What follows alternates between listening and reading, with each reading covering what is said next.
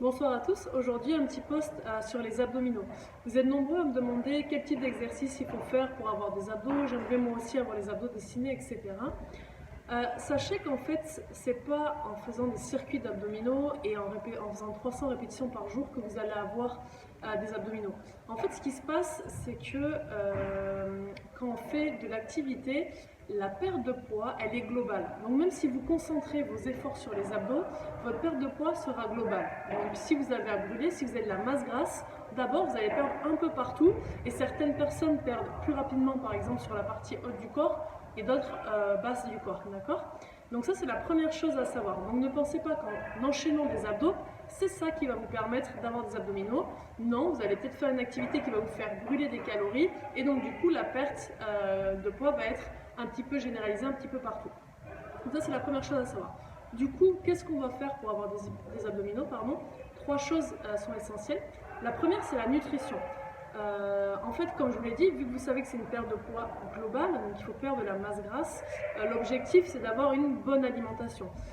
Souvent, on ne sait pas vraiment si on mange bien, si on mange les bonnes quantités, mais la vérité c'est que chacun d'entre nous, on mange beaucoup trop, notamment de glucides, et il vaut mieux répartir en fait ces repas de la journée de façon équilibrée avec des protéines, des lipides, des légumes et des féculents et entre guillemets sucres lents.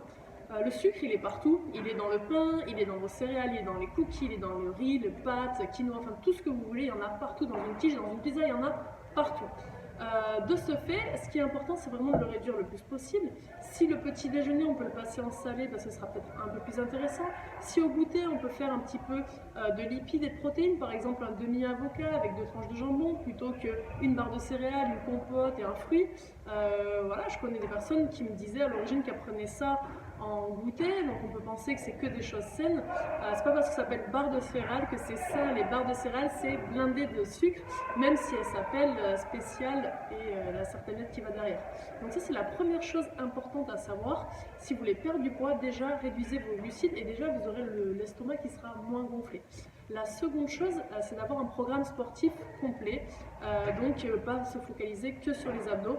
Ça va vraiment en fait de faire du sport intense pour en fait essayer d'augmenter le métabolisme le plus possible et de brûler de calories le plus possible. Du coup, on aura une perte de poids globale et ça va venir forcément attaquer petit à petit chez les abdominaux.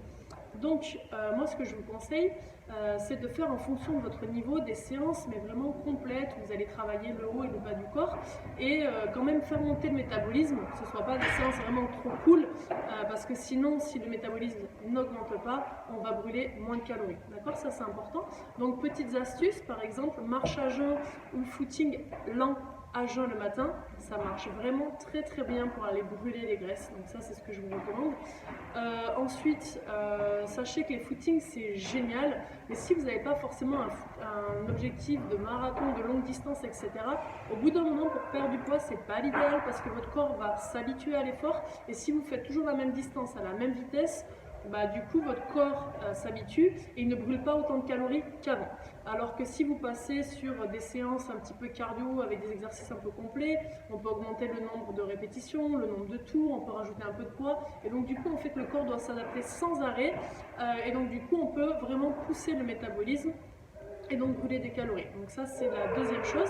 Et la troisième chose, en effet, faites vos circuits d'abdominaux, mais sachez qu'en fait il y a différents types d'exercices, il n'y a pas que des abdos qui permettent de travailler les abdominaux, il y a d'autres exercices qui vont vraiment être complets, par exemple ne serait-ce que burpees, mountain climbers ou encore un peu de gainage, ça va vous permettre en fait de faire travailler, si on peut dire, les abdos qui sont profonds et ensuite garder un autre circuit avec des exercices un peu plus classiques d'abdominaux pour travailler les abdominaux de surface.